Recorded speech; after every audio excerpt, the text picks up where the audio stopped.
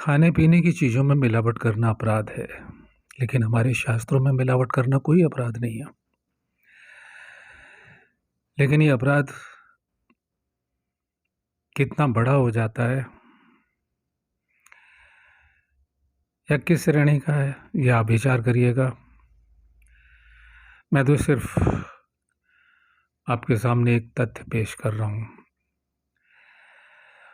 जब महाअवतार बाबा जैसे लोग पतंजलि योग सूत्रों में मिलावट करें, गीता के क्रिया योग में मिलावट करें, यानी कि उसे परिशुद्ध करें, शुद्ध करें, उसकी शाखाएं प्रशाखाएं बांटें अपने अनुसार। अरे नाम महाअवतार बाबा ये योगानंद जी ने रख दिया तो उससे महाअवतार तो नहीं हो जाते, वो अवतार भी नहीं हो जाते। अवतार नहीं है वो। मैंने कितनी बार आपको उससे पहले अंकों में समझा चुका हूं कि ये नाम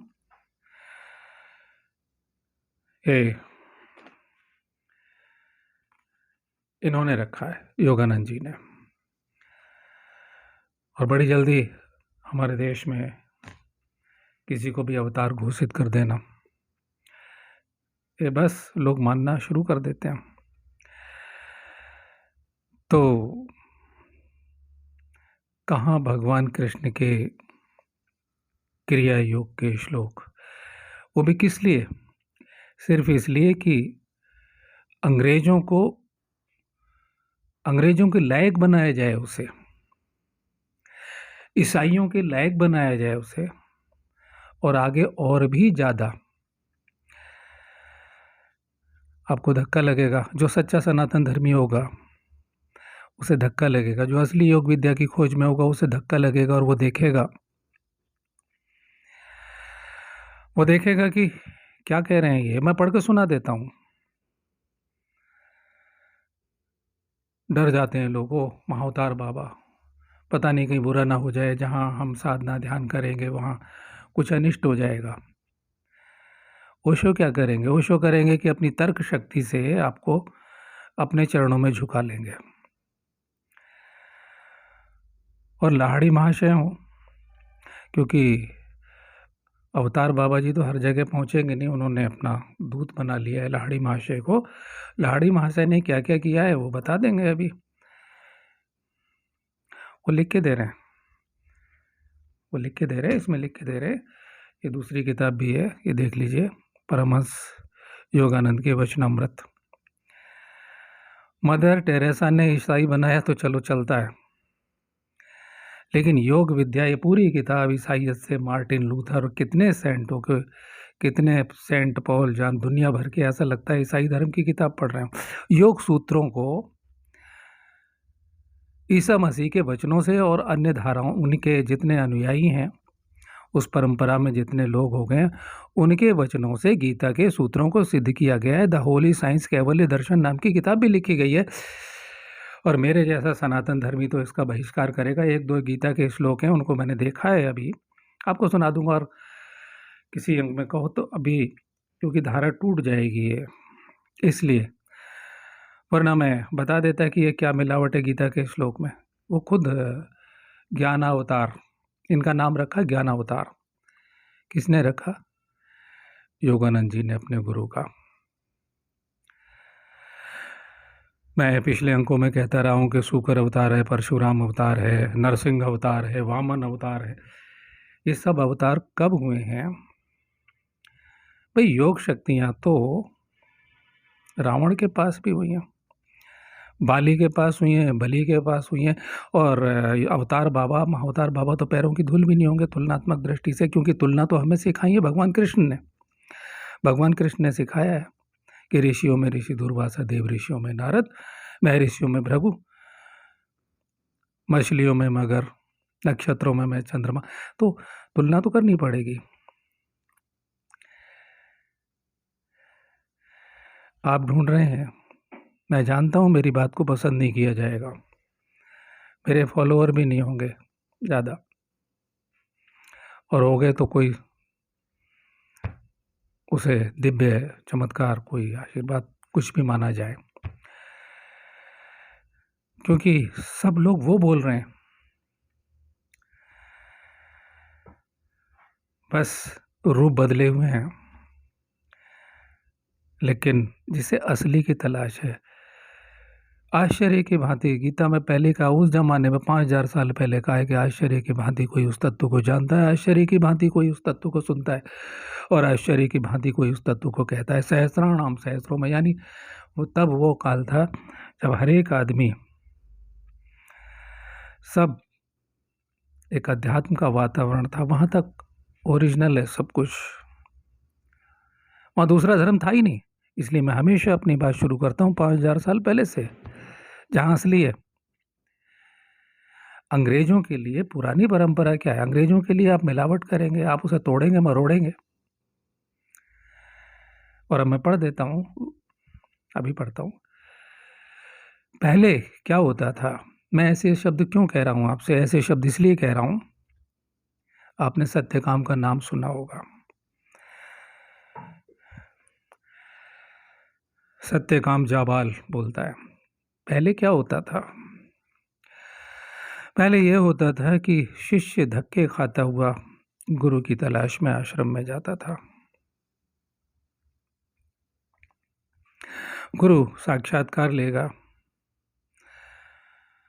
और इनकार कर देगा। उतने सदाचरण को, उतने अनुशासन को कम से कम वो देखेगा, समझेगा उनके शिष्यों से कि यहाँ इस आश्रम में प्रवेश के लिए अमुक अमुक शर्तें हैं।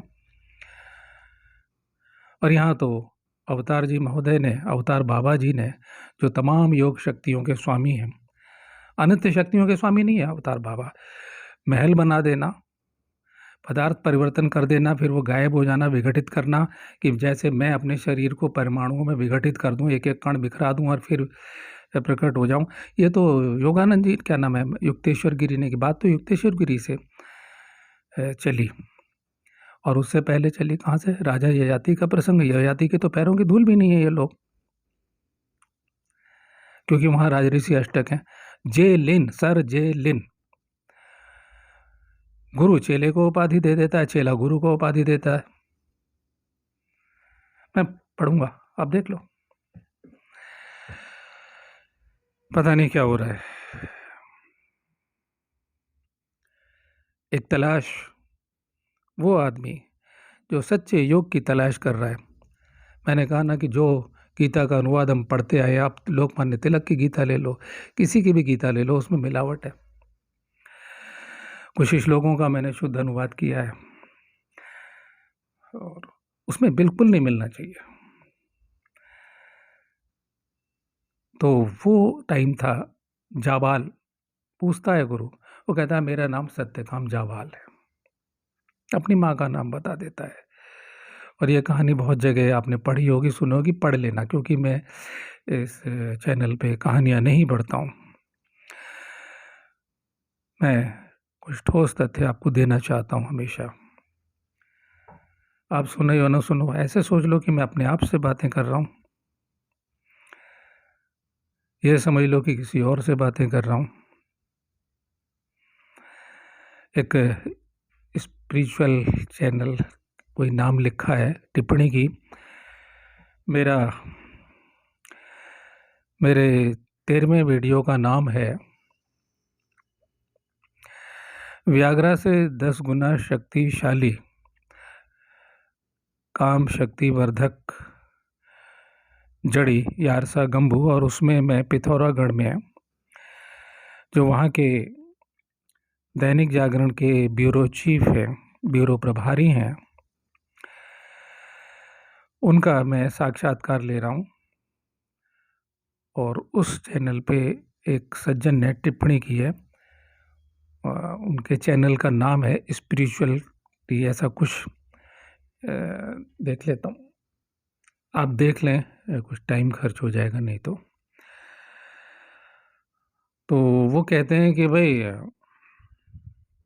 आपका YouTube चैनल पर आने का उद्देश्य क्या है। मैंने कहा भी इतना तो सिद्ध हो ही गया है इस चैनल से, इस वीडियो से, कि मैं एक साधारण पत्रकार हूँ, मामूली पत्रकार हूँ, और मैं अपना शौक पूरा कर रहा हूँ YouTube पर।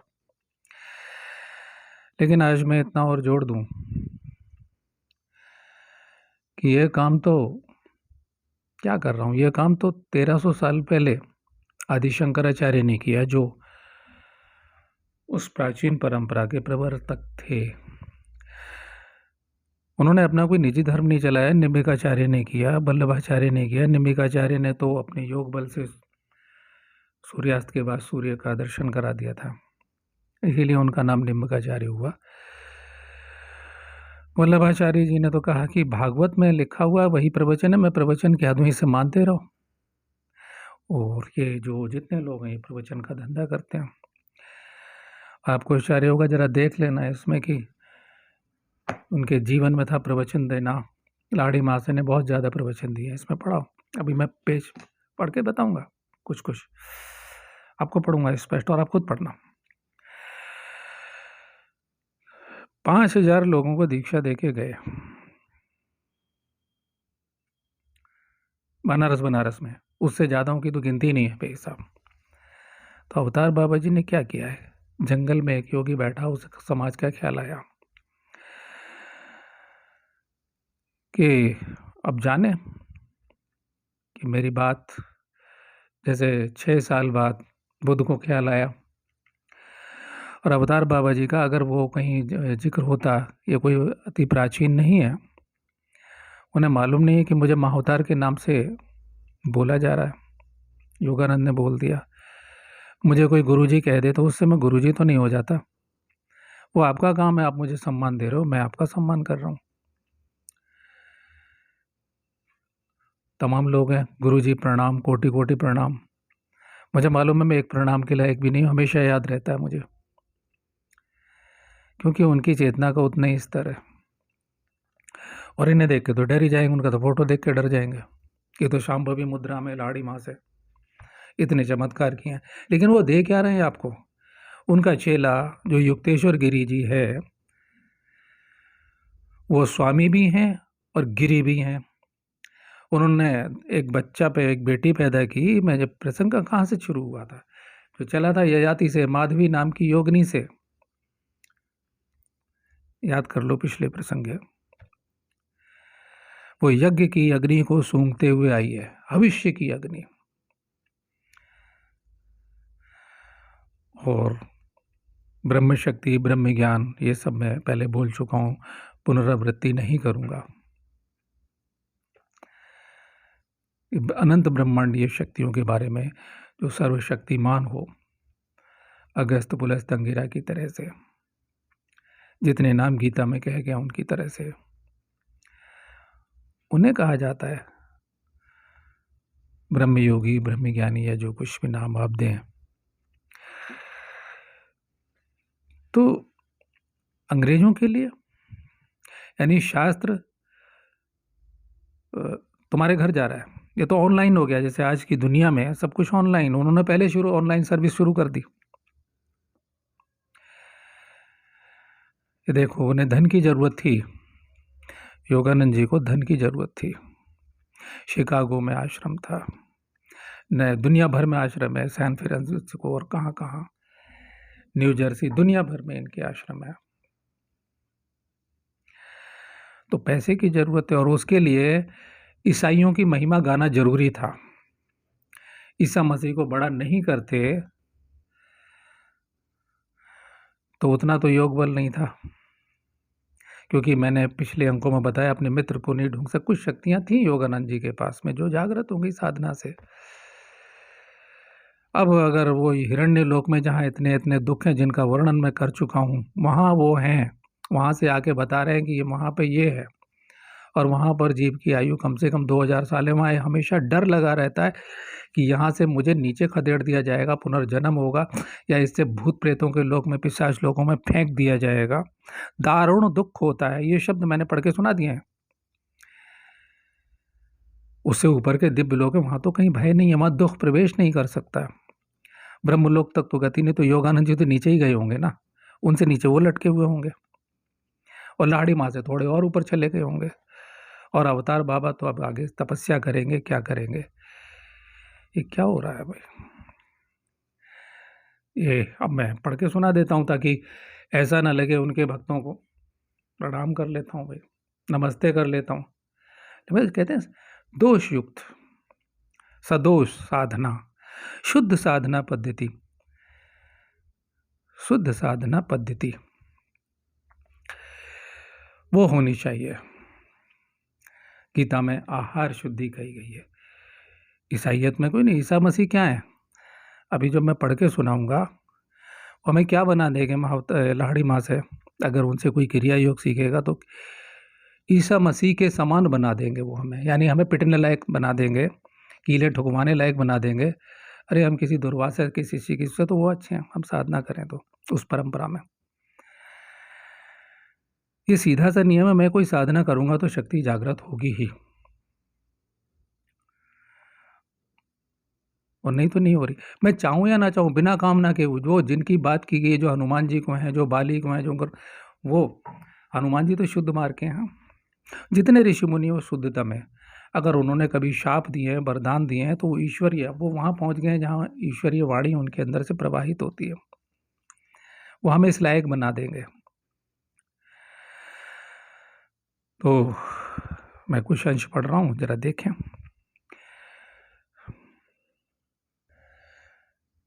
पहले पढ़ने से पहले एक बार पुनरावृत्ति ध्यान दिया जाए। जिन ईसा की महिमा से भरी हुई है किताब, बाकी तो सब उनसे नीचे वाले संत हैं ना।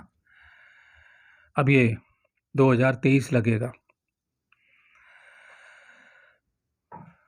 आज 27 दिसंबर की रात्रि है, और अंग्रेजी हिसाब से 12 बजे के बाद 28 दिसंबर लग जाती है। कितने दिन पहले हुए ईसा मसीह? शंकराचार्य 1300 साल पहले हुए। वो तो गुरु आज्ञा से, गुरु को वचन, गुरु का आदेश था कि गुरु दक्षिणा में मैं ये क्या चाहिए, गुरु दक्षिणा में आदेश था गुरु का कि ये मेरी गुरु दक्षिणा है, आप मतांतर को हटाइए। ये इस्लाम को, ईसाइयत को और दुनिया भर के बौद्ध और महावीर, अभी मतलब दुनिया, कबीर तो ये सब बाद में हुए हैं, उनके टाइम में जो भी थे, पूरे भारत को एक सूत्र में बांध दीजिए। तो मैंने कहा कि मैं क्या कर रहा हूँ, ये काम तो ईसा मसीह उनका है, शंकराचार्य का। ये 4 लोगों को गद्दी पे बैठा के गए थे वो। इन्हें तो 4 लोगों को योग शक्ति संपन्न होना चाहिए। अरबों रुपया इनके पास है, सब इनकी सेवा में है, करोड़ों रुपया इनकी सेवा में है। क्यों नहीं करते ये लोग? मैं क्या कर रहा हूँ? मैं तो उल्टी धारा चला रहा हूँ। मेरे होने या न होने का कोई फर्क नहीं पड़ता। मैं नहीं होऊंगा, दुनिया ऐसी चलती रहेगी। लेकिन फिर भी मैं क्या कह रहा हूँ, ये समुद्र है, एक ऐसा समुद्र है जहाँ सब एक है, और वहाँ मैं एक ऐसी बात करूँ कि मेरा कंकर आकाश में चला जाएगा, कभी नहीं जाएगा। मैं यूँ फेंक रहा हूँ खाली, जा ही नहीं सकता, लेकिन फिर भी मैं फेंक रहा हूँ। ये मेरे गुरुदेव चाहेंगे, मुझे कभी बुलाएंगे अपने पास, शक्ति देंगे, सामर्थ्य देंगे, कभी कुछ तो बुला लेंगे, नहीं तो बाय, प्रणाम करके जाने को तैयार हूँ हर टाइम। मृत्यु का भय भी लगता है इन्हें, और मैं बता दूंगा, हमारे यहाँ तो शरीर से निकलना आम बात है। कितने लोगों ने शरीर से बाहर निकल के, ये तो यहाँ शरीर से बाहर निकल के तो साधना शुरू होती है भाई, यहाँ से तो ये तो ABCD है। और ऐसे ही नहीं कि अब हम कोई कल्पना में चले गए, ये गप्पे नहीं है। वो तमाम लोग कहते हैं कि मुझे ये गया, मैं तिब्बत चला गया, ज्ञानगंज बढ़ गया, फलाना मुझे ध्यान में ये दिखा, वो दिखा, ये कल्पनाएं हैं। कोई कहे मैं सूर्यलोक चला गया, मैं सूर्यलोक चली गई, या ऐसा कुछ। तो भैया तुम्हारी अग्नि को हम जरा नाभि को छू के देखते हैं, तुम सूर्य के, तो तुम अग्नि में प्रवेश कर जाओ। सुखदेव मुनि गए थे सूर्यलोक में, वो अभी चाहे सशरीर फिर पुनः हो सकते हैं प्रकट। तो ये कल्पनाएं हैं। ध्यान से मुक्ति तुम्हें ध्यान में दिख रहा है, इसलिए मैंने अभी तक कितने भी वीडियो देख लो, ध्यान की कोई बात नहीं करता हूँ, ध्यान के रास्ते की बात करता हूँ मैं हमेशा। और ज़्यादा सत्य शब्द का प्रयोग नहीं करता, आपने गौर किया होगा। मैं शक्ति की बात करता हूँ, क्योंकि शक्ति हमें प्रत्यक्ष पता लग जाएगा। बिजली का नंगा तार छू लूँ मैं, अभी मर जाएंगे हम। तो हमारे शरीर में क्या है, मैं कुछ भी करूँ, ये ऐसे ऐसे, अभी गीता के मैं मिलावट बता दूंगा आपकी। ये किसने की है? युक्तेश्वर गिरी ने। अरे ठीक से अनुवाद कर लो। प्रभुपाद जी महाराज ने भी कराया गड़बड़, कहते हैं यथारूप गीता। अनुवाद तो शुद्ध कर दो भाई, इतनी व्याकरण तो आती है, वो तो कोई उसमें क्यों जोड़ रहे हो नया? वो काम तो अवधेशानंद गिरी जूना अखाड़े के स्वामी जी का है, वो पर्यायवाची बोलते रहते हैं, बोलते रहो। तो प्रिय, मैं एक झूठा प्रयास कर रहा हूँ बस। तो पढ़ता हूँ, फिर से दिखा रहा हूँ।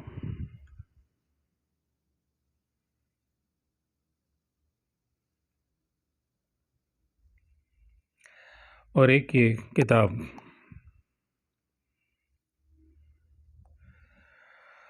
पहले ये वाली किताब योगी कथामृत के अंश में दिखा रहा हूँ, जरा गौर कीजिएगा। 1994 का एडिशन है ये, और इसमें से मैं 344 नंबर पेज आपके लिए पढ़ रहा हूँ।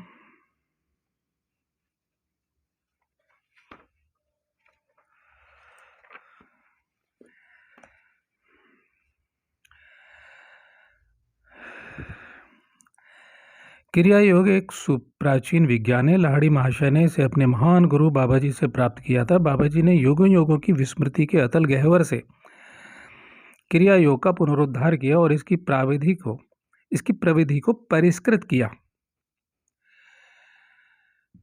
गौर कीजिएगा, परिष्कृत किया। शुद्ध, विशुद्ध, परिशुद्ध, शुद्ध, विशुद्ध, परिशुद्ध प्रोसेसिंग क्यों की भाई?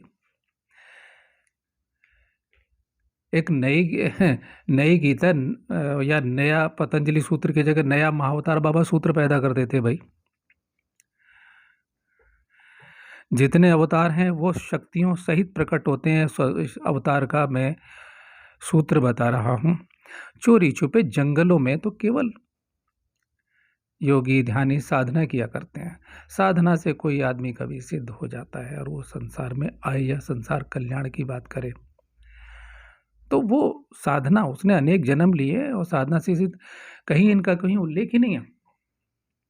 केवल ये अपने गुरु की महिमा को व्यक्तिगत कह लेते। अब मैं अपने गुरुदेव का नाम रख दूं ब्रह्म अवतार, यानी परम ब्रह्म के अवतार। अब महाअवतार से बड़ा कोई और अवतार हो तो, क्योंकि इन्होंने क्या किया, सब अवतारों का अपमान कर रहे हैं साथ साथ। ये सनातन धर्म का सत्यानाश ऐसे लोगों ने किया। एक आदमी डमरू बजा के योग शक्ति दिखा करके आपको अपने चरणों का दास बना लेगा, ओशो तर्क से बना लेंगे आपको। हमें सच्चा सीधा योग नहीं मिलेगा। हमें यम नियम का पालन करके, हमें वो यम उनका पालन करें, और सत्य, अहिंसा, ब्रह्मचर्य, अपरिग्रह, आस्ते, इनका पालन हमें करना पड़ेगा भाई। वह प्राणायाम की क्रिया हमें करनी पड़ेगी। अगर प्राणायाम नहीं करते तो मंत्र विद्या के अंतर्गत जो स्वतः प्राणायाम होता है उसे सिद्ध करना पड़ेगा। आसन सिद्धि हमें वो सब करना पड़ेगा ना। इजी करोगे तो वो तो यह है कि एक के साथ एक फ्री। हमें सब कुछ सस्ता चाहिए, सब कुछ फ्री में चाहिए। हम नहीं सुधरेंगे, ग्रंथ हमारे लिए सुधर जाने चाहिए। यह सुधार किसने किया? परिष्कृत किया। सूत्रों से छेड़छाड़ नहीं होना। हमें उन नियमों के पालन करने लायक, उस क्रिया योग के लायक बनना चाहिए था। मन करता है कि मैं पतंजलि का योग सूत्र आपके सामने खोलूं, हैरत में पड़ जाएंगे कि क्रिया योग क्या लिखा है। उसमें सब कुछ आ जाता है जो अब तक मैं बोल रहा हूं।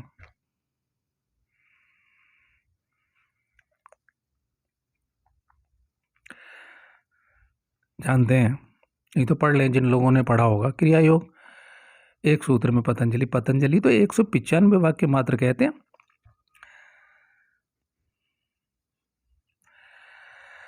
तप, स्वाध्याय, ईश्वर, प्राणिधान, ये 3 चीजें बताते हैं वो। इन तीनों का मिश्रण क्रिया योग है। अगर सूत्रों को खोलेंगे, पतंजलि के अनुसार चलेंगे तो संपूर्ण है। उसमें प्राण यज्ञ भी है, बाहर यज्ञ भी, सब कुछ आ जाएगा उसमें।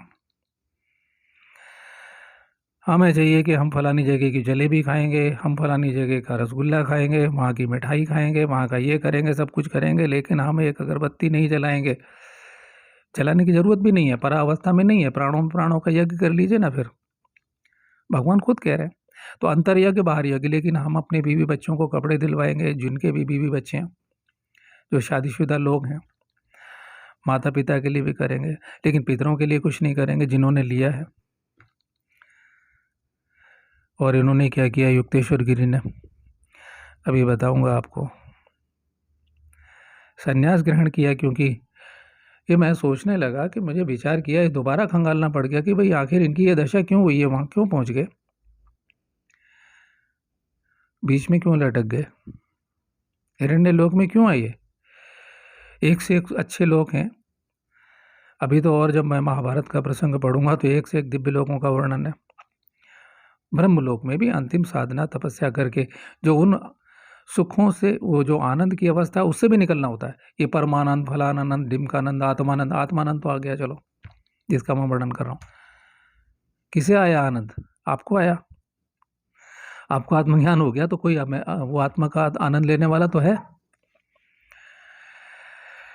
नहीं। नहीं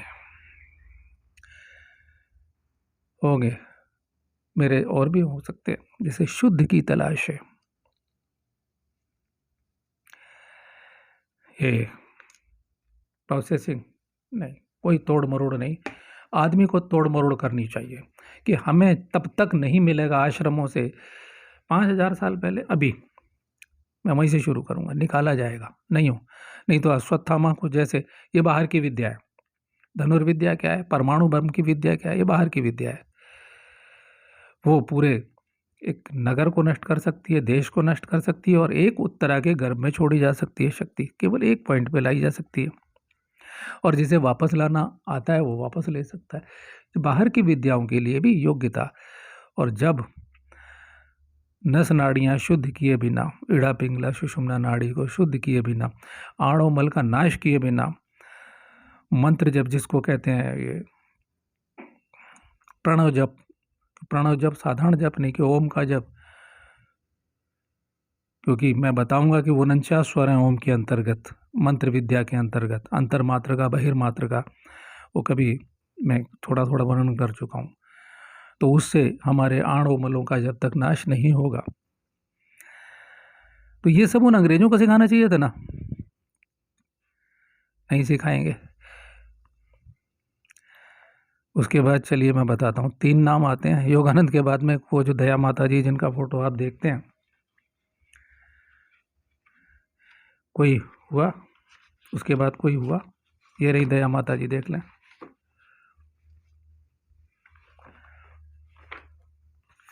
ये रही दया माता जी।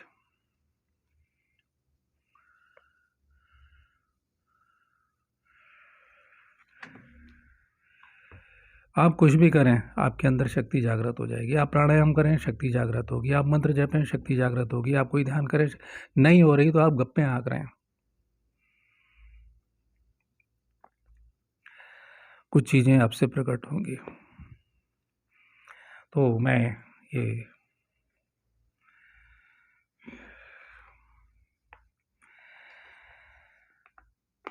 बाबा जी बाबा जी ने लाड़ी महाशय से कहा, बाबा जी ने लाड़ी महाशय से कहा था, इस 19वीं शताब्दी में जिस क्रिया योग को मैं तुम्हारे द्वारा विश्व को दे रहा हूँ, यह उसी विज्ञान का पुनरुज्जीवन है। सहस्राब्दियों पूर्व भगवान श्री कृष्ण ने अर्जुन को प्रदान किया था, और बाद में जिसका ज्ञान पतंजलि और ईसा मसीह को तथा सेंट जॉन और सेंट पॉल आदि उनके अन्य शिष्यों को प्राप्त हुआ। कहीं उनके आचरण से पता लगता है? एक साथ सीधी सी बात है, कथनी और करनी। जैसा मैं कह रहा हूं वैसा मेरा आचरण नहीं है।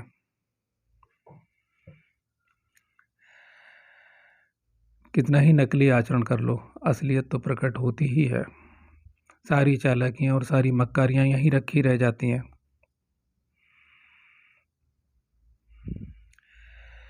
तो ये पतंजलि को, तो भाई ऐसा तो नहीं, हमारे ऋषियों का मार्ग तो महान मार्ग है।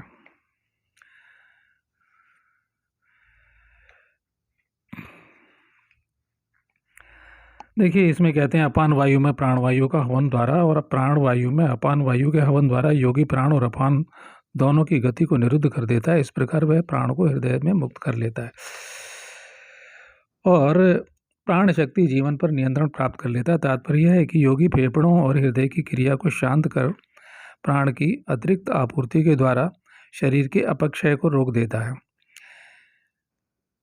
ये पूरा इन्होंने दे दिया, प्राण शक्ति नियंत्रण सीख लेता है। अब इनका एक इन्होंने दिया है भगवत गीता अध्याय 5 में 27वां और 28वां श्लोक। अब देखना कि अनुवाद में अगर मैं अभी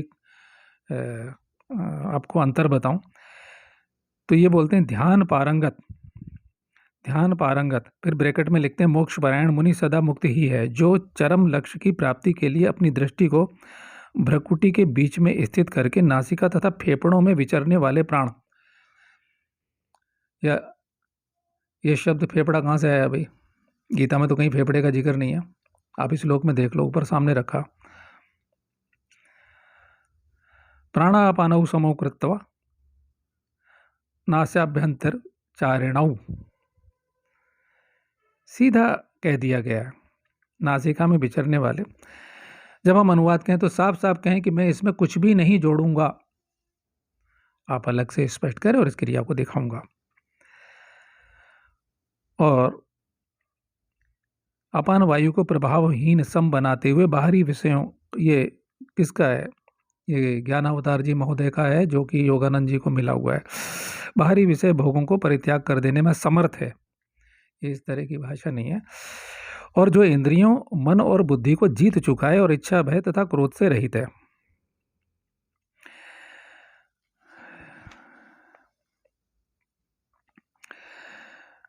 क्योंकि मैं वीडियो बोल रहा हूँ 32 मिनट हो गए हैं, अब ये या तो यहीं समाप्त करूं, थोड़े थोड़े अंश मैं रोक के देखता हूँ कि मैं थोड़ी तथ्य की बात पे रफ्तार बढ़ाता हूँ अपनी। नंबर 1 कि आप जाने कि ईसा मसीह तो साधारण संभोग वाले व्यक्ति थे। मैकडॉलिन का चैप्टर आप जो है डिस्कवरी चैनल पर यूट्यूब पे खोल के देख लेना। आखिर में उनकी प्रेमिका वो रही है, वहाँ कोई भैरवी भोग भी नहीं है, दिव्य संभोग भी नहीं है कि ब्रह्मचर्य में स्थित होकर वो ईसा मसीह संभोग करें और ब्रह्मचर्य में स्थित हो जाएं या दिव्य शक्तियाँ प्राप्त करें। दूसरी बात है, वो तो गाय मांस खा सकते हैं, मांसाहारी थे, शराब पीने वाले थे और ईसाई धर्म में प्रार्थना के अलावा कुछ भी नहीं है। ये कैसे ये सब कह रहे हैं? और वो तो प्रकट व्यक्ति, उन्होंने तो अपना प्रचार करना था, पूरी दुनिया ईसाइयत से ग्रस्त है। दिन रात हमारे देश में हर साल लोग कितने, कम से कम साउथ इंडिया में बहुत ज़्यादा हो चुके हैं, अपना हिंदू धर्म छोड़ करके और ईसाई बन जाते हैं। दिन रात प्रचार चल रहा है। तो प्रिय श्रोताओं, देखो ये 478 पेज पे मैं अभी तक मैं बोलता आया, अब मैं आपको साफ पढ़ रहा हूँ। जिस प्रकार बाबा जी महानतम अवतारों में से महाअवतार हैं और जिस प्रकार श्री युक्तेश्वर जी को ज्ञान अवतार कहना सार्थक है, उसी प्रकार लाहिड़ी महाशय एक योगावतार थे। और पेज नंबर हम आते हैं, क्योंकि आदि बात इधर आदि इधर, पेज नंबर उल्टे चलेंगे 473 पे। उनके शिष्य उनको योगीवर, योगीराज, मुनिवर आदि कहकर संबोधित किया करते थे। इन नामों में से मैंने भी एक नाम जोड़ दिया, योगावतार, ये नाम जोड़ा है। ऐसी महाअवतार बाबा उन्होंने कहा है। उन्होंने एक ही सरकारी विभाग में 35 वर्ष तक नौकरी की। अच्छा, ये उनका जीवन है। और ये तो आपने पढ़ा ही होगा, जो इसके पाठक रहे हैं, कि 2 बच्चों के पिता थे वो, और क्या नाम थे उनके बच्चों के, 3 कौड़ी 2 कौड़ी जो भी थे, इसमें लिखा हुआ है। और उनकी ससुराल बंगाल में थी। और ये सब क्रियावानों के इन्होंने अपना बहुत ज़्यादा प्रचार किया लाहिड़ी महाशय ने, और टोलियाँ बनाई इसके लिए, साप्ताहिक सत्संग, दैनिक सत्संग, क्योंकि रिटायरमेंट के बाद में उन्हें यही काम था, रेलवे से रिटायर होने के बाद में। और भ्रातृकालीन उनका साधना में है, बाकी समय में वो ये सब कर रहे हैं। इसमें पढ़ लें आप, और मैंने अभी पढ़ के बताया ही है। नामों के प्रसंग में एक और बात, परमहंस जी की महासमाधि के बाद उनके मुख्य शिष्य राज ऋषि जनकानंद श्री जेम्स जे लिन को ने उनको प्रेमावतार की सार्थक उपाधि से अभिषिक्त किया। तो खुद का नाम, उनका जो नाम है, ये आपने पढ़ ही लिया कि पहले पिछले अंक में भी मैं कह चुका हूँ कि उसने उनका नाम प्रेमावतार रख दिया। आम आदमी की तरह माँ बाप से पैदा हुए, साधना की, कुछ उच्च अवस्था में पहुंच गए, लेकिन दोष युक्त हैं। जहाँ खिचड़ी पक रही है अभी, जैसे मैं कहता हूँ इस्लाम, अब तो दुनिया जान गई इस्लाम धर्म ही नहीं है। इस्लाम धर्म का नमूना क्या है? इस्लाम धर्म का नमूना वो है कि जो औरंगजेब ने किया, जो बाबर ने किया, और इस टाइम तो आप फेसबुक हो, यूट्यूब हो, सब लोग जान रहे हैं कि अच्छा मुसलमान कौन है। जो वो करेगा जो टीपू सुल्तान ने किया, बाबर ने किया, जो तमाम अत्याचार बहू बेटियों के साथ किए गए, क्योंकि हम लोग काफिर हैं और काफिरों की औरतें, काफिरों का माल, अभी सारी दुनिया, ये ज़मीन, ये चांद सितारे, जो कुछ भी संसाधन है ये अल्लाह ने हमें दिए हैं, ये बोलते हैं। वो उनकी किताब लिख रही है। अब वो अलग बात है कि उसमें हीरे नज़र आते हैं, किन्हें नज़र आते हैं? ओशो को, क्योंकि उन्हें तो धन और स्त्री की कामना थी, ऐश्वर्य भोगने की कामना थी, उन्होंने बटोरा, चले गए रोग शोक से ग्रस्त होकर के। वो भी किसी लोक में होंगे।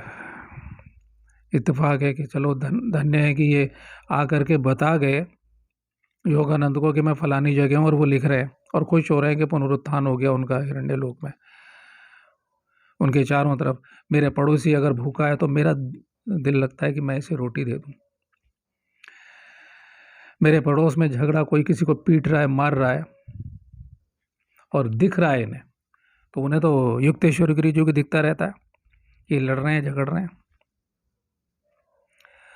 अगर थोड़ी देर के लिए मान लो कि हम बुद्ध को उठा के वहाँ फेंक दें, अभी बुद्ध को उठा के परमात्मा वहाँ हिरण्य लोक में हो, तो बुद्ध तो कहेंगे कि नहीं भाई, ये नहीं होना चाहिए, वो तो अपनी पीठ हटा देंगे। ठीक है, वो उन्हें नहीं छू पा रहे हैं, एक लक्ष्मण रेखा खींची हुई है उनके बीच में। इससे पिछले अंक में मैं वहाँ के दुख बता चुका हूँ और वहाँ के सुख क्या हैं वो मैं बता चुका हूँ। बच्चे कैसे पैदा होते हैं, वहाँ संभोग कैसे है, सब कुछ, वो कामनाएं जो होती हैं वो सब कुछ मैंने बता दिया, पढ़ दिया है। वो इस किताब में आप खुद पढ़ लेना। तो मैं अगला पन्ना ज़रा ठोस पढ़ दूँ।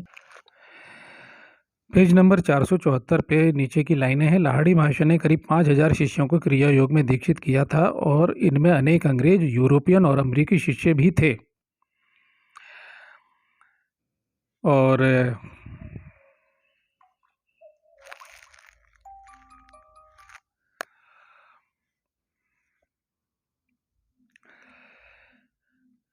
ये कह रहे हैं कि इन्होंने एक पंचानन भट्टाचार्य को कलकत्ता में आर्य मिशन इंस्टीट्यूट नामक एक योग केंद्र की स्थापना करने की अनुमति दी। उक्त केंद्र में जड़ी बूटियां आदि यौगिक औषधियाँ वितरित करता था वो, और उसने बंगाल में भगवत गीता का प्रथम सस्ता सुलभ संस्करण प्रकाशित किया। हिंदी और बांग्ला में प्रकाशित आर्य मिशन गीता हजारों घरों में पहुंच गई। अब वो गीता कैसी होगी, क्योंकि आप लोगों की जेबी खर्च होती है, इंटरनेट आपका खर्च होता है, आपका समय लगता है सुनने के लिए, इसलिए ये पढ़ लीजिएगा। मैं जो कुछ नए सिरे से सोचिएगा, मैं आपको एक सोच दे रहा हूँ, मैं कुछ नहीं दे रहा, एक विचार दे रहा हूँ, पढ़ रहा हूँ। मैं ये नहीं कह रहा कि मेरी तरह सोचिए, आप अपनी तरह सोचिए, सोचेंगे आप अपनी तरह, लेकिन मैंने एक पिंच उभाई है, आपको हिलाया है थोड़ा सा। और जिन लोगों ने, क्योंकि आप लोगों की प्रवृत्ति मैंने देखा, गए हो वहाँ पे वो टांग लिया, अपने कमरों में टांग ले गए। लाहिड़ी महाशय जी, लाहिड़ी महाशय करके क्या गए? अपने चेले को तो मुक्त कर देते युक्तेश्वर गिरी महाराज को, और उससे कहते कि भाई मैं तुम्हें सन्यास में दीक्षा नहीं दे रहा, तुम सन्यास क्यों लेना चाहते हो? मैं गेरुए कपड़े पहनूं, सन्यासी हो जाऊं, या अग्नि से केवल दूर रहूंगा? गीता कहती है अग्नि का त्याग करने वाले नहीं मैं तो वही रहूँगा ना, मैं गेरुए कपड़े पहन लूँ तो भी वही रहूँगा, मैं ये पैंट सूट पहन लूँ तब भी मैं वही रहूँगा। तो अगला, अब लाड़ी महाशय के ईसाईवाद, ईसा मसीहवाद या ईसाईवाद की बात अ, करने से पहले एक और दृश्य दिखाता हूँ। ओशो आसानी से किसी बात को नहीं मानते। योग शक्ति और चमत्कारों की बात की वो मजाक उड़ाते हैं। वो अलग बात है कि मैंने अपने पिछले अंकों में बताया है कि कौन सी जगह, क्योंकि वो 99 बार मना करेंगे लेकिन वो जानते हैं कि असली मार्ग वही है। ये योग शक्तियाँ, अष्टसिद्धियाँ, आड़िमा लघिमा गरिमा महिमा ईसित वसित प्राकाम्य अप्राप्ति आदि जो हनुमान जी को हैं, जो अगस्त्य को हैं, जो भृगु को हैं, जो इन सब को हैं, वो ईश्वरत्व है। ये सिद्धियाँ है ना, अष्ट सिद्धियाँ मत को, ये ईश्वरत्व है। ईश्वर के पास जाएंगे हम ईश्वरमय हो जाएंगे, ईश्वर हमारे अंदर से प्रकट हो जाएगा, हमारी आंखों से तब ईश्वर देखेगा ना। लेकिन परम अवस्था में वो हजारों जन्म लग जाते हैं, हजारों साल की तपस्या होती है, इसी जन्म में होती है कि हम हजारों साल की आयु के हो जाएं। वो एक अलौकिक भारत के कुमार गौरव जी, मैं आपका नाम ले रहा हूँ, आपने स्मरण आया कि अमृत के बारे में पूछा है, तो उसके लिए मेरा वीडियो है, जो मेरा दूसरा चैनल महाभारत का जो चैनल है उसमें आप देख लें। हाँ, वही अमृत, उसके बारे में, और मृत्युंजय विद्या, संजीवनी विद्या, जो कुछ भी आपने पूछा है, थोड़ा और इंतज़ार करें, उत्तर अवश्य दूंगा। क्योंकि ये धारा है, इस धारा में क्रम खंडित हो जाएगा और मैं नहीं चाहता कि क्रम खंडित हो, तो धैर्य रखें, उत्तर दूंगा। और भी कुछ लोगों ने पूछा हुआ है जो मुझे सुनते हैं, तो प्रिय श्रोताओं, मैं उत्तर जरूर दूंगा। हो सकता है देर लगे, क्रम में आ जाए तो अच्छा रहे, और ये मन स्थिति होगी तो कभी अलग से एक अंक सिर्फ प्रश्नों के उत्तर, क्योंकि वो अलग अलग विषय हैं, कोई हर एक आदमी अलग अलग पूछता है, और मुझे उम्मीद है कि मैंने वो प्रश्न चुने हैं कि जिससे औरों को भी पता लगे। अब जैसे खेचरी मुद्दा है, खेचरी मुद्रा के बारे में कई बार लोग कहते हैं भूख प्यास पर विजय प्राप्त करने के लिए मंत्र योग भी वह क्रिया करेगा। भाई हमारे शरीर को चीरो फाड़ो, हम कहें यहाँ से करो, इसका कोई संबंध नहीं है।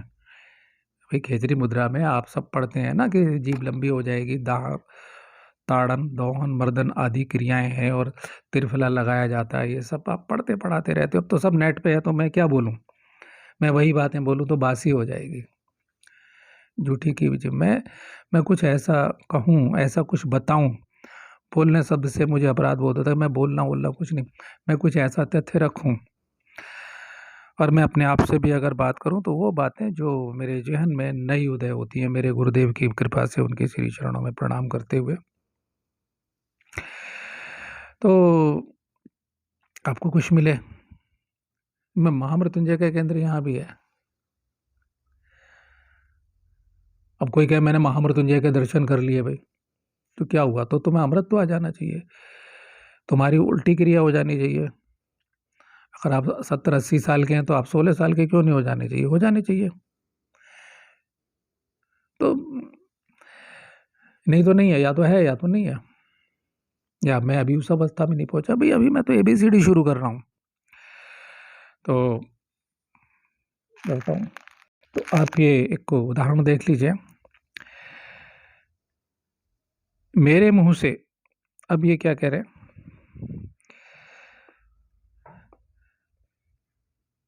इनकी मुलाकात हुई, युक्तेश्वर गिरी जी की मुलाकात हुई है महाअवतार बाबा जी से कुंभ के मेले में, और उन्होंने एक संदेश दिया है इनके लिए।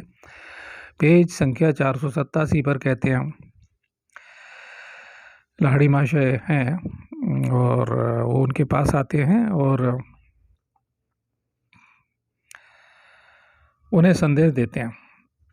मैंने उनसे कहा गुरुदेव, महागुरु ने, महागुरु माने वही महाअवतार बाबा जी के लिए कहा गया, अवतार बाबा के लिए कहा गया है।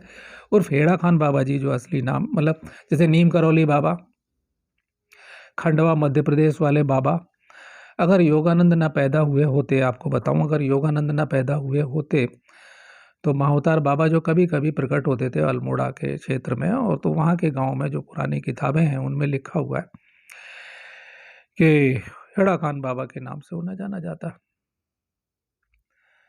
और मैंने सुना है शायद वृंदावन में कहीं हेड़ा खान बाबा और के नाम से एक मंदिर भी है जो उनके नाम से है, प्राचीन मंदिर, तब उनका नाम हेड़ा खान बाबा था, हेड़िया खान या हेड़ा खान।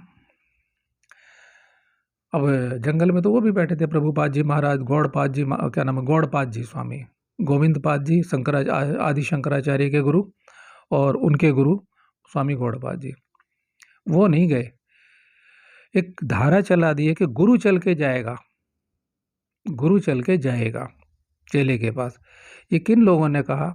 ये बाद वाले कूड़ा मतलब आलतू फालतू लोग जो पैदा हो गए, इन लोगों ने कहा, जिन्होंने, जिनके अंदर ये अभीपसा थी, सारी ऐशना मर गई लेकिन ये ऐशना नहीं निकली कि मैं अपना निजी धर्म चलाऊं, इसलिए इतने सारे धर्म चल गए।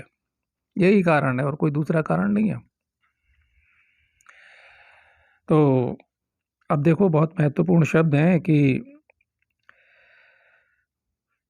गुरुदेव महागुरु ने मुझे आपके पास एक संदेश देने के लिए कहा है। उन्होंने कहा है कि लाहिड़ी को बता देना कि इस जीवन के लिए संग्रहित शक्ति अब बहुत कम मात्रा में शेष रह गई है, वह लगभग चुक चुकी है, यानी खत्म हो गई है।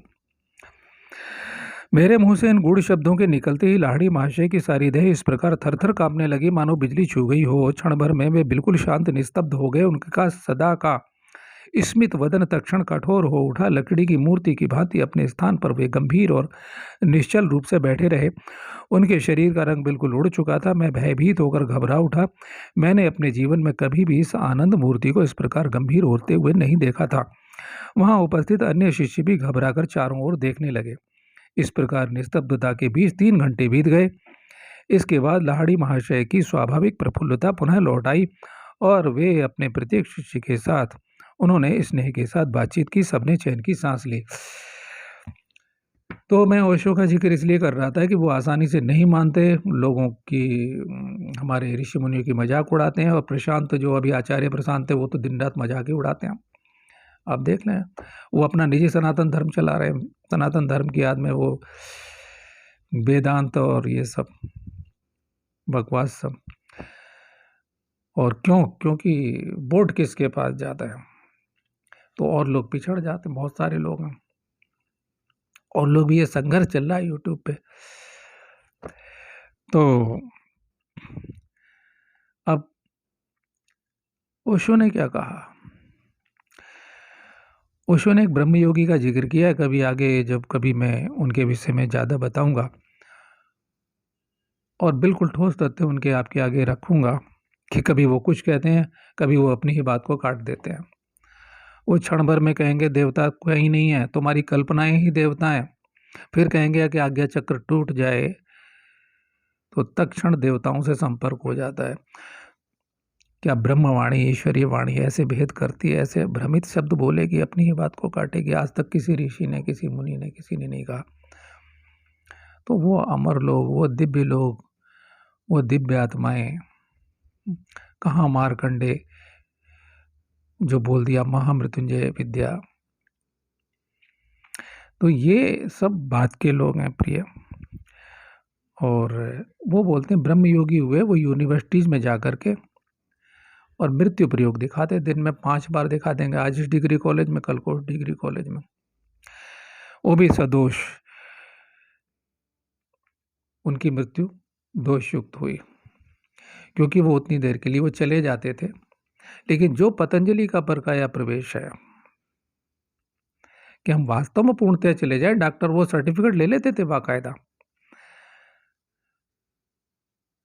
वो सर्टिफिकेट ले लेते थे। वहाँ डॉक्टरों की टीम चेकअप करती थी, मर गए वो 2 घंटे में, 1 घंटे में आ जाएंगे, वापस आ जाएंगे।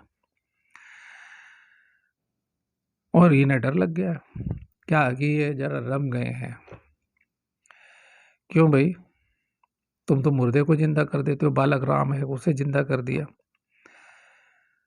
और दूसरी धाराएं तमाम लोगों के मैं नाम लेता हूँ। आपका त्रिकाल ज्ञान क्या कहता है? इसमें एक प्रसंग आएगा, वो सब क्योंकि प्रसंग लंबा हो जाएगा, आपकी वीडियो चल रही है, आप लोग मुझे झेल रहे हैं, बर्दाश्त कर दें।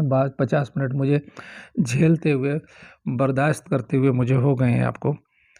आपका समय कीमती है, और कई बार क्या है, आदमी दूसरा भाग नहीं बोलता, इसलिए मैं इसी को थोड़ा सा लंबा कर दे रहा हूँ।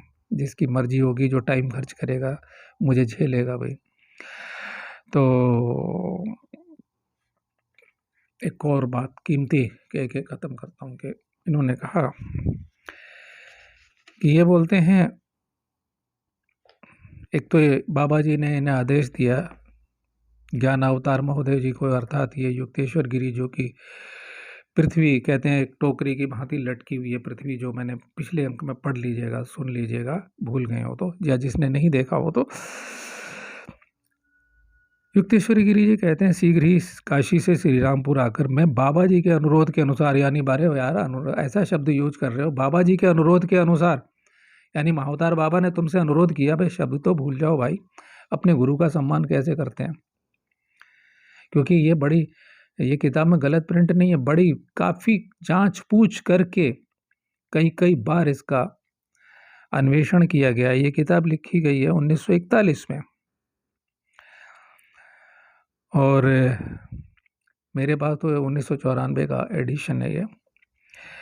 तो रात की निस्तब्धता में, हाँ, तो ये कह रहे हैं, क्या बोल रहे हैं, बाबा जी के अनुरोध के अनुसार, ये क्या है, बाबा जी के आदेश के अनुसार। कम से कम नाथ संप्रदाय से मैं योगी मत्स्येंद्र नाथ से शुरू करता हूँ, गोरखनाथ जी से नहीं, उनके गुरु से शुरू करता हूँ। भगवान दत्तात्रेय के चरणों की धूल को माथे से लगाऊं। गोरखनाथ, हाँ मैं जानता हूँ कि बड़ी शक्तियों सिद्धियों के स्वामी वो स्तर है, ये सब ऐसा समझो, क्योंकि योगी गोरखनाथ कभी मत्स्येंद्र नाथ नहीं हो सकते। मैं कभी गुरु के चरणों की धूल ही रहूँगा, मैं मालूम है। जैसे एक बड़ा पेड़ है, मैं श्रेष्ठ पेड़ हो सकता हूँ, क्या कहते हैं, मछलियों में मगर, नक्षत्रों में चंद्रमा, तो मैं श्रेष्ठ हो सकता हूँ। मेरे गुरु उस श्रेष्ठता में जी रहे हैं और दूसरे उसमें जी रहे हैं। तो क्या भाषा सुधारिए, क्यों? उनकी, मैंने एक दो पिछले प्रसंगों में कहा, उन्हें इतनी तक नहीं आई, उनकी वाणी अभी परिष्कृत नहीं हुई। क्योंकि जो बोलेगा, मत्स्येंद्र नाथ से अनंत ब्रह्मांडीय भाषा में बात करो, हर एक बात करेंगे। अगर अन्य ग्रहों पे कुछ भी है वो जानेंगे। भगवान दत्तात्रेय तो ईश्वर ही हैं, उन्होंने तो ऐसे मान लो कि वो रचनाकार हैं, वो स्वयं से स्वयं प्रकट हैं, सब कुछ वही है जिसे गीता कह रही है। वो मत्स्येंद्र नाथ नहीं हो सकते। तो ये बोलते हैं कि लेखन कार्य में जुट गया। पुस्तक लेखन आरंभ करने के साथ ही मुझ में अमर गुरु के प्रति एक स्तोत्र काव्य लिखने की प्रेरणा हुई। यानी स्तोत्र संस्कृत में आती है, बंगला में आती है, स्तोत्र काव्य की प्रेरणा हुई। अब मैंने लिख दिया होगा। इसके पूर्व भी मैंने संस्कृत में कविता लिखने का प्रयत्न किया था, पर मेरी लेखनी से अनायास ही ललित पंक्तियों में प्रभाव फूट पड़ा। अब देखिए, जो सबसे महत्वपूर्ण लाइनें वो ये हैं, रात की निस्तब्धता में मैं बाइबल और सनातन धर्म के शास्त्रों की तुलनात्मक समालोचना लिखा करता था। कितने दुख की बात है ऐ सनातन धर्म वालों, हे शुद्ध योग विद्या की खोज करने वालों, हे शुद्ध तंत्र साधना की खोज करने वालों, कि जब लाहिड़ी से प्रभावित होकर के, युक्तेश्वर गिरी से प्रभावित होकर के आप इनकी किताबें पढ़ोगे तो आप भटकोगे या नहीं भटकोगे, ये मिलावट पढ़ोगे आप।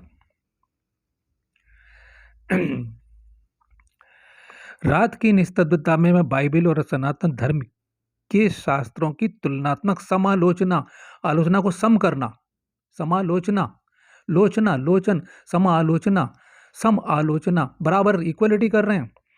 ईसा मसीह की वाणी का उदाहरण देकर मैंने यह बताया कि उनके उपदेशों का सारांश और वेदों में अंतर्निहित सत्य मूलतः एक ही है। सब बुड़ गोबर कर दिया। ओशो मुक्तानंद परमहंस को कहते थे गोबरपुरी के गणेश, क्योंकि जुबान पे लगाम नहीं थी, परिष्कृत भाषा उनकी नहीं थी। वो जिसको जो मर्जी, मोरारजी देसाई को मुर्दाजी भाई देसाई कहते थे। हंसना हंसाना चुटकुले कहते, हंसने से जागृत होता है आदमी। एक कोई भाई जी हैं, उन्होंने, मैं अभी नई टिप्पणी लिखी है कि ओशो के बारे में अवश्य बोलूँगा, बताऊँगा, ठोस बोलता रहता हूँ, ऐसा कुछ नहीं, लेकिन कभी बहुत ठोस तथ्य आप खुद फैसला कर लोगे। तर्क शक्ति में है दुनिया, क्योंकि वो डॉक्टर इंजीनियर वकील और दुनिया के सर्वश्रेष्ठ वैज्ञानिक होना अलग बात है और योग विद्या की साधना अलग बात है। तो आप ये पढ़ने जा रहे हैं। तो प्रिय श्रोताओं, ईसा मसीह की वाणी का उदाहरण किसका देंगे? अब मुझे क्यों अपने शास्त्रों की पुष्टि के लिए मैं पढ़ महाभारत रहा हूं, और पुष्टि क्यों कर रहा हूं इससे? क्योंकि करोड़ों लोग ओशो पे उंगली उठा सकते हैं, इन पे तो कोई उंगली नहीं उठाता। इन्हें तो सलूट मार देते हैं, हाथ जोड़ लेते हैं, दंडवत हो जाएंगे। और महाअवतार बाबा यानी हेड़ा खान बाबा की जो तस्वीर है वो काल्पनिक तस्वीर है, मन की आंखों से उन्होंने मान्यता दे दी। वो जो दर्शन किया है, चलो हम मान लें मिलती जुलती तस्वीर है। तो ईसा मसीह की वाणी का उदाहरण देकर मैंने ये बताया कि उनके उपदेशों का सारांश और वेदों में अंतर्निहित सत्य मूलतः एक है। परम गुरु की कृपा से द होली साइंस कैवल्य दर्शन नामक मेरी पुस्तक अल्प समय में ही पूरी हो गई। मेरे गुरुदेव ने बताया, उस साहित्यिक कृति को पूर्ण करने के बाद दूसरे दिन प्रातःकाल में गंगा स्नान करने के लिए यहाँ श्री रामपुर के राय घाट पर चला गया। अब ये इनका वर्णन है कि ये मिठाइयाँ ले गए, ये सब चीज़ें मैं जो तो ठोस तत्व कुछ और बोलते हैं।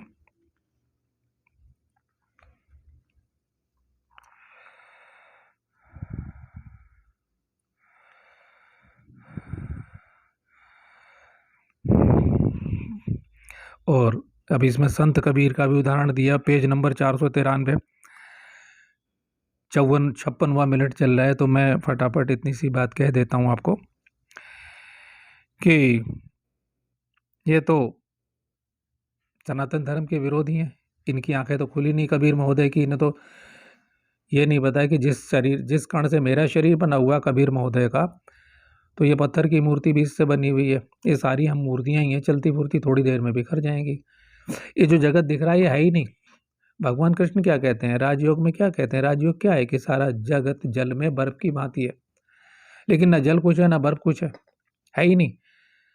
ये है भी और नहीं भी है। भविष्य क्या होगा? हम तीनों तीसरे काल की बात करें तो, तीसरे आयाम की बात करें तो। और अभी एक और कीमती बात, तो साथियों ये 488 नंबर पेज पे कैवल्य दर्शन द होली साइंस। पहली बात तो ये है कि अगर मैं कहूँ आपसे कि सहस्रार चक्र या अनाहत चक्र का या स्वाधिष्ठान चक्र का किसी भाषा में अनुवाद कर दें, हो नहीं सकता, वो वही नाम रहेंगे। तो होली साइंस अलग चीज़ है। और कैवल्य शब्द में कैवल्य का अर्थ कैवल्य ही है। तो बहिष्कार करना चाहिए ऐसी पुस्तक का, कुछ नहीं मिलेगा, आप भटक जाएंगे। एक अत्यंत महत्वपूर्ण बात यह है कि पेज लाहिड़ी महाशय का पुनीत जीवन प्रसंग में 469 यानी 469 नंबर पेज पर देखिए, वो अपने शिष्यों को क्या क्या उपदेश देते हैं क्रिया योग के। और इसके बाद क्योंकि उनके धर्म में मुसलमान भी थे और ईसाई भी उनके प्रमुख शिष्यों में सम्मिलित थे, यानी बहुत सारे प्रमुख शिष्य थे उनके, इन ज्ञानावतार महोदय जी के अलावा। ये कहते हैं कि क्रिया योग की सर्वग्राही प्रकृति पर जोर देते हुए लाहिड़ी महाशय ने अपने शिष्यों को अपने अपने वातावरण एवं शिक्षा दीक्षा के अनुसार जीवन की अभिव्यक्ति करने की छूट दे रखते थे। यानी कि वो क्रिया योग तो सीख रहे हैं, शिक्षा दीक्षा के अनुसार जीवन की अभिव्यक्ति करने की छूट दे रखते थे। अब वो क्या बोल रहे हैं? मुसलमान को रोज 5 बार नमाज पढ़ना चाहिए, गुरुदेव ने सूचित किया। हिंदू को दिन में कई बार ध्यान करना चाहिए। ईसाई को रोज कई बार घुटनों के बल बैठकर ईश प्रार्थना एवं बाइबल पाठ करना चाहिए। अब ऐसी खिचड़ी अगर हो जाए, मैं तो यहाँ तक कहता हूँ कि जो वैष्णो देवी के पीठ पर जाता है, अगर कोई मांसाहारी, मैं मना करता हूँ कि वैष्णो देवी के पीठ पर मत जाइए। भाई तुम शराब पीते हो, मांस खाते हो, तो आप काली जी के पीठ पे चले जाओ, काल भैरव के पीठ पे चले, महाकाल के पीठ पे, ऐसे पीठ पे जाओ ना। ये क्या कर रहे हैं? खिचड़ी पका रहे हैं। अब वो आदमी एक तरफ क्रिया योग कहेगा कि दाएं हाथ और बाएं हाथ को लड़ाएगा, ये क्रिया योग है। मुसलमान है, जब मुसलमान किसी को मुसलमान बनाता है, मुसल्लिम ईमान बनाता है, तो वो कहेगा ला इलाहा इल्लल्लाह, वो सल्लल्लाहु वसल्लम रसूलुल्लाह, वो सारा वही करेगा। ला इलाहा, वो कहेगा कि क्या अल्लाह अकबर, अर्थात वो 5 बार ये चिल्लाता है कि यानी ये देवी देवता कुछ नहीं है, अल्लाह के अलावा कोई है ही नहीं पूजने योग्य। एक तरफ तो ये करेगा। नमाज में क्या है, आप उसका हिंदी तर्जुमा देख लीजिए, क्या पढ़ेगा वो ये पढ़ रहा है नमाज में, और दूसरी तरफ क्या है, दूसरी तरफ क्या है, वो क्रिया योग कर रहा है, और वो जान रहा है। क्यों? अब आप कहेंगे कि ऐसा तो नहीं नहीं है। ये देखो, मेरे दूसरी किताब पढ़ रहा हूँ और इसमें एक चीज़ है देखने लायक, ये योगानंद जी हैं। अगर योगानंद जी ऐसा कर सकते हैं तो वो तो जाके मस्जिद में प्रार्थना भी कर लेंगे फिर। ये तो ईसाई चर्च में जाके, मतलब वो सब जगह, मैं तो ये बिल्डिंग है तो जो भी है, मैं कहीं भी हूँ, कुछ भी कर सकता हूँ, मैं करूँगा, मेरे पे कोई फ़र्क नहीं पड़ेगा। लेकिन वो जो नया साधक है, मुझे कहीं भी कुछ कर लो, मेरी अंतरात्मा जानती है वो। अगर आदमी को मार्ग मिल गया है, किसी रास्ते पे चल रहा है, उसके भ्रम गिर चुके हैं सारे, अगर उसके सारे भ्रम गिर चुके हैं तो उस पर कोई फर्क नहीं पड़ेगा। वो नया साधक क्या करेगा, वो अल्लाह ही अल्लाह कर रहा है, 5 बार नमाज पढ़ रहा है, उसे या तो नमाज पढ़नी चाहिए, वो पहुंच जाए जन्नत की हूरों के पास में, उसे परमात्मा तो मिलना नहीं है कि अल्लाह पिलाएगा। फिर कहता है सबसे ऊपर क्या होगा, अल्लाह अपने हाथ से पिलाएगा, फिर हूरों से भी ऊपर। पढ़ लो उनकी कुरान में, सारी हदीस में उनका जीवन चरित्र है। तो ये क्या करेंगे, 5 बार वो ये कह रहा है। और अगर योगानंद को पैसे की ज़रूरत पड़ती है, ये रही किताब, वचनामृत है, उनकी रिकॉर्डिंग है, उनके प्रवचन है, ये मैं देखता हूँ।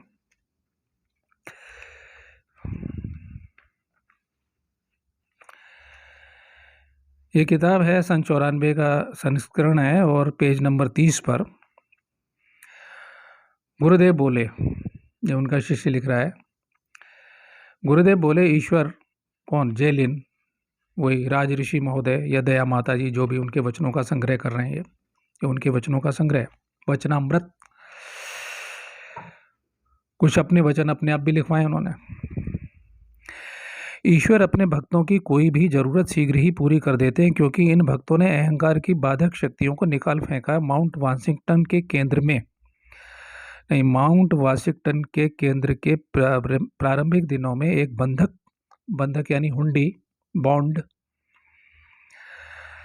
बंधक के भुगतान का समय आ गया था, किंतु हमारे पास बैंक में पैसे न थे। मैंने बहुत गहराई से प्रार्थना की तथा प्रभु से कहा, संस्था की भलाई अब आपके हाथ में है। माँ जगदम्बा मेरे सम्मुख प्रकट हुई और उन्होंने अंग्रेजी में कहा, मैं ही तुम्हारी पूंजी और अनुबंध हूँ, मैं ही तुम्हारी सुरक्षा हूँ।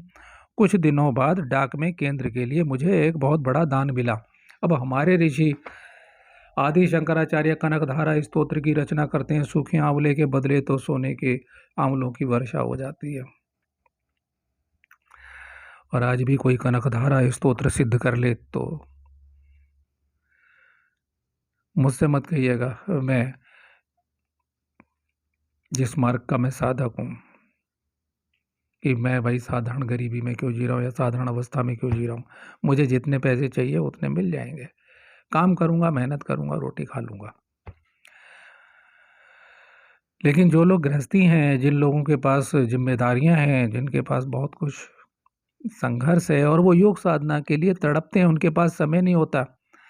उन्हें माँ बाप की भी जिम्मेदारियां हैं, बच्चों की भी जिम्मेदारियां है, और आत्मा उनकी पिंजरे में तड़प रही है। मैं ऐसे लोगों से मिला हुआ हूँ। माँ बाप की जिम्मेदारियां मुझ पे भी रही हैं कभी। आज भी मैं किराए के मकान में हूँ तो, लेकिन मैं कनकधारा स्तोत्र की साधना नहीं करूँगा। ये मकान छोड़ूंगा, दूसरे में चले जाऊँगा। मकान मालिक हर बार किराया बढ़ाते रहेंगे, उनका नियम है। यहाँ शोरगुल होगा, मैं मकान छोड़ के दूसरी जगह चला जाऊँगा, ये जीवन है। लेकिन मैं कनकधारा या कोई ऐसे स्तोत्र की नहीं करूँगा। मुझे जीवन में उधर नष्ट नहीं करने वाला समय, लेकिन जो कर सकता है, जिसके पास अभी टाइम है।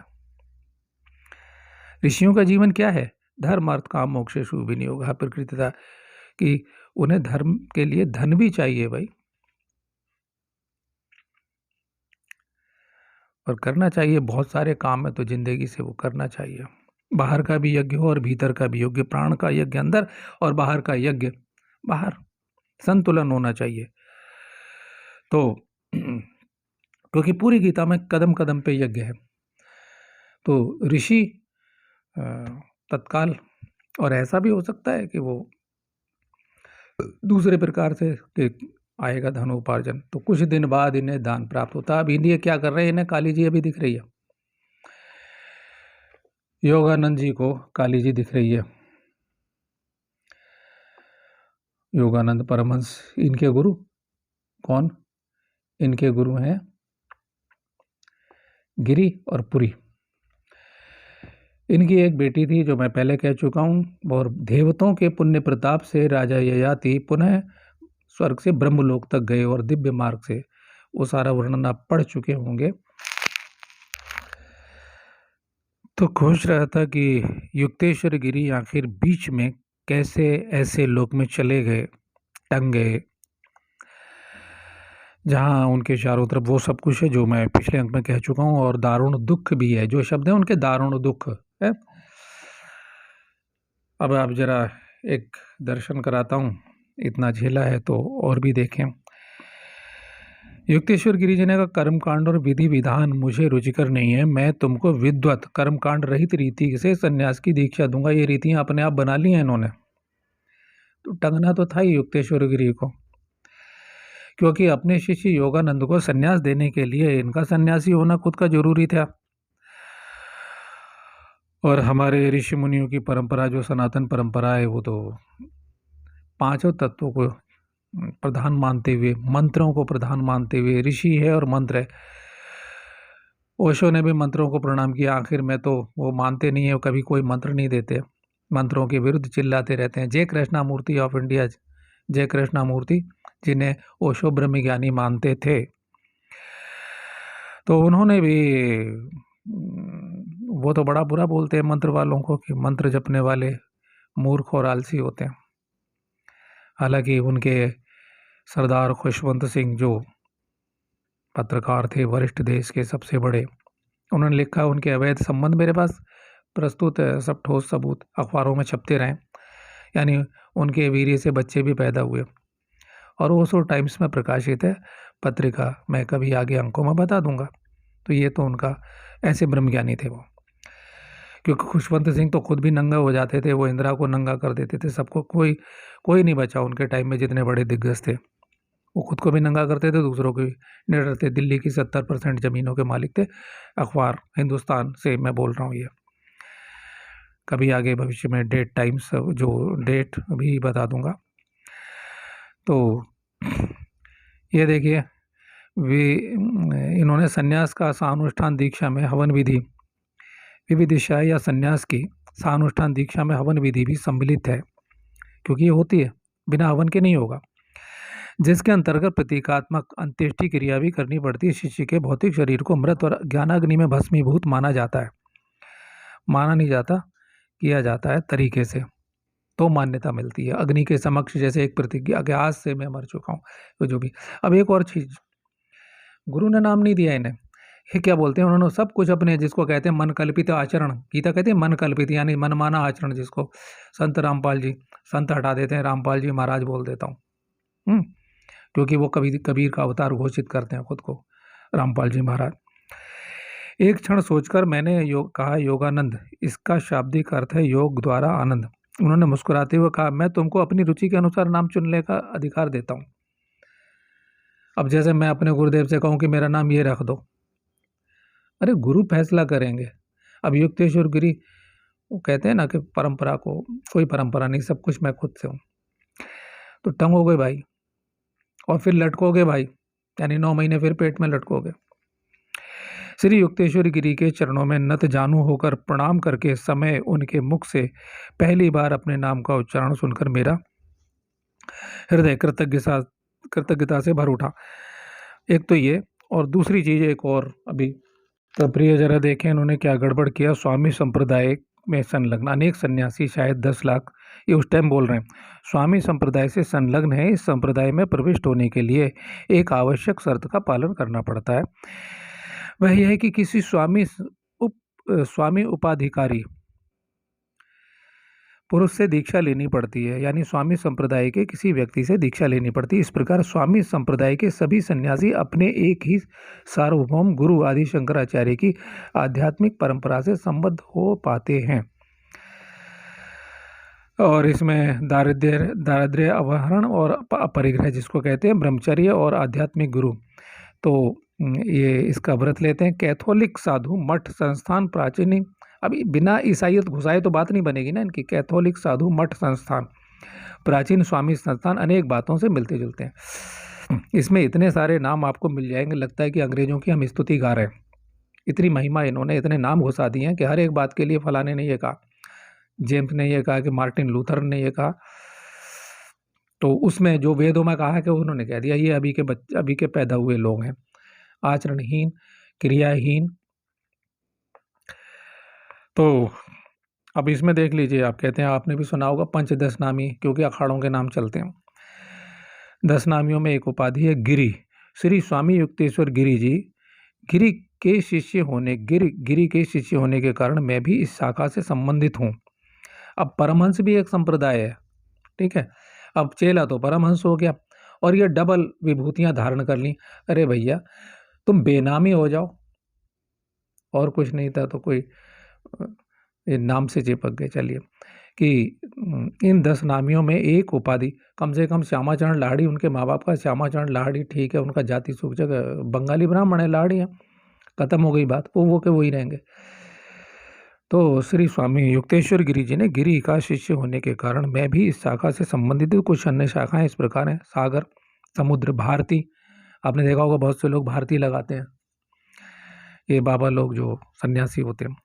पुरी, सरस्वती, अरण्य, वन और तीर्थ, जैसे स्वामी राम तीर्थ, हरिहर बाबा तीर्थ। तो शिष्य किसके हैं? शिष्य हैं लाहिड़ी के, पूरी दुनिया जानती है। चेले किसके हैं? किसी दूसरे सन्यासी से दीक्षा ले ली, गया जी के इन्होंने, और अपना नाम स्वामी रख लिया, युक्तेश्वर गिरी रख लिया। तो लटकने के कारण